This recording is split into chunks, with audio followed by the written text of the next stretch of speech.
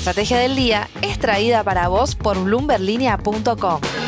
Muy buenos días, estrategas. Soy Francisco Aldaya, editor de bloomberlinia.com, y hoy les voy a contar las 3 noticias más importantes para que arranquen su día. Además, Belén Escobar con el dato económico de la semana. Como siempre, no se olviden de darle clic al botón para seguir a este podcast, de compartir este capítulo, de activar las notificaciones y si te gusta lo que hacemos acá de lunes a viernes, ¿por qué no darnos un 5 estrellas? 1.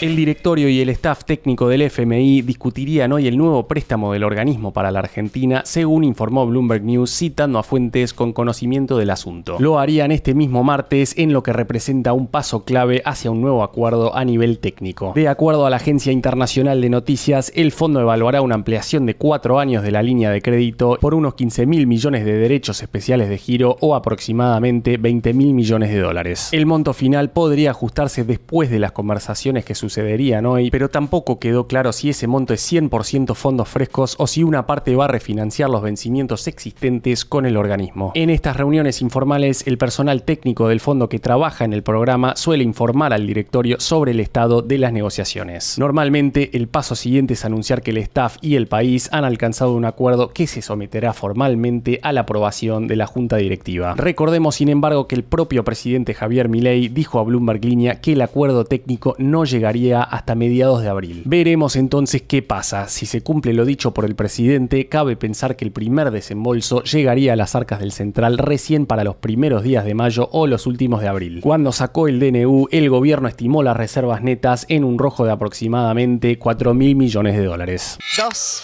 El juicio en Estados Unidos por la expropiación de YPF está dividiendo a los analistas. ¿Pesa o no pesa sobre su cotización bursátil, teniendo en cuenta que está hoy en torno a los $35 el papel? ¿Y qué pasa si también tenemos en cuenta que su récord histórico es de más de $70 y que hoy es una empresa que es mucho más rentable que en aquella época? Mientras que varios brokers locales que consultó Bloomberg Línea minimizaron el impacto del juicio en esa cotización, Sebastián Maril de Latam Advisors advierte que están subestimando los riesgos. Es que aunque la jueza Loretta Presca excluyó a YPF del juicio, Burford Capital, la parte demandante, apeló buscando que se declare a la petrolera como alter ego del Estado argentino. De lograrlo, podría embargar activos de YPF, además de los que tiene como titular el Estado argentino. A pesar de ese riesgo, importantes bancos de Wall Street mantienen perspectivas bastante positivas con precios objetivo para YPF entre $45 y $55. Recordemos que YPF acumula una caída de más de 15% en lo que va del año. Sebastián Crovetto, de Consultatio, considera que el tema perdió relevancia desde 2022, cuando las acciones de YPF cotizaban en $3 y desde que la empresa fue excluida del juicio por Loretta Presca. Por su parte, Guido Bisocero de Alaria afirmó que jamás tuvieron en cuenta el juicio sobre la cotización porque YPF es un activo estratégico para la Argentina. En ese sentido, dijo que es muy poco probable que tenga que pagar la sentencia con sus propias acciones. Maril, por su parte, dice que el litigio está avanzando por 5 vías simultáneas, incluyendo apelaciones y procesos de embargo en Londres, Dublín y Nueva York. Si Presca declara a YPF como alter ego estatal, Burford podría embargar activos clave como las cuentas que garantizan los bonos internacionales de la empresa. Bloquearán además el regreso de la Argentina al mercado de renta fija global, amenazando las cuentas del país en el exterior. Mientras el gobierno negocia con Burford, algo que no puede admitir públicamente, hay un precedente que aparece y preocupa. PDVSA fue declarado alter ego del Estado venezolano en Estados Unidos y sus activos luego embargados. ¿Pasará lo mismo acá?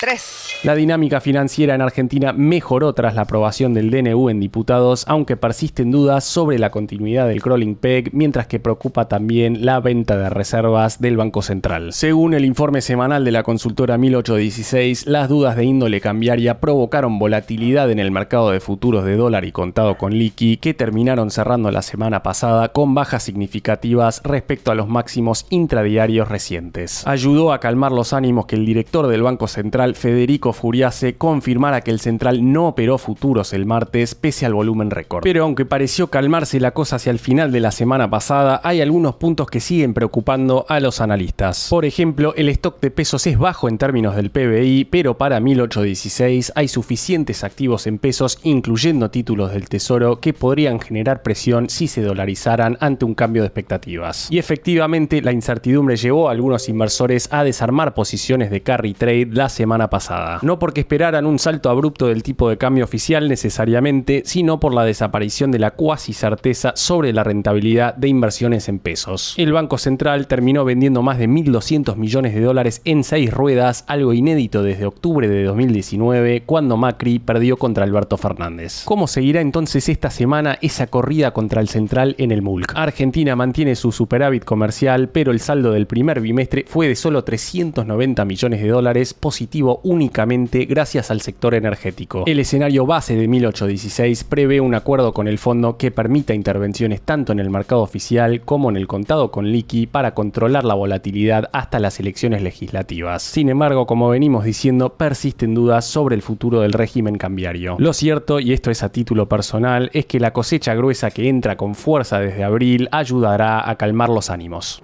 Antes de pasar al dato económico, veamos rápidamente cómo van a abrir hoy los mercados. El S&P Merval no se movió ayer por el feriado en Argentina. Fue una jornada más roja que verde para las acciones argentinas en Wall Street, con subas de hasta 1,9% para Adecoagro y caídas de hasta 7,3% para Telecom, cuya adquisición de Telefónica fue frenada preventivamente por el gobierno. Los bonos ley Nueva York cerraron en rojos de hasta 0,3%, el dólar blue va a abrir cerca de los 1.280 pesos, el MEP en 1.291 y el contado con liqui cerca de los 1.301 pesos. El Banco Central, por su parte, vendió el viernes último 196 millones de dólares, mientras que el riesgo país va a abrir cerca de los 769 puntos. El dato económico. Y ahora, Belén Escobar, contanos por favor qué dato nos traes esta semana. Y hoy nos toca hablar de las reservas internacionales del Banco Central, porque acabamos de terminar una semana en la que hubo un fuerte goteo en esta variable. De acuerdo con datos oficiales, solamente el viernes la autoridad monetaria vendió 196 millones de dólares, con lo que las reservas brutas se ubican ahora en 26.626 millones. La seguidilla de ventas del Banco Central se dio en un contexto en el que los dólares financieros comenzaron a registrar una mayor demanda en medio de una creciente ansiedad en el público inversor respecto de los detalles del acuerdo con el FMI y el futuro esquema cambiario. Algunos reportes del sector privado ya estiman que el Banco Central podría terminar marzo con uno de los peores saldos de ventas de los últimos años para ese mes. A través del dato económico de la semana, te cuento que solo en las últimas 5 ruedas financieras, el Banco Central acumuló ventas por 1.008 millones de dólares, el peor registro desde la semana previa a las elecciones generales de 2019. Si bien el DNU que publicó el gobierno aseguró que las reservas netas del Banco Central se ubicaban el 6 de marzo en unos 4.166 millones negativos, hay datos privados como los de GMA Capital que calculan que en realidad el rojo total llega a los menos 8.000 millones de dólares. La frase del día.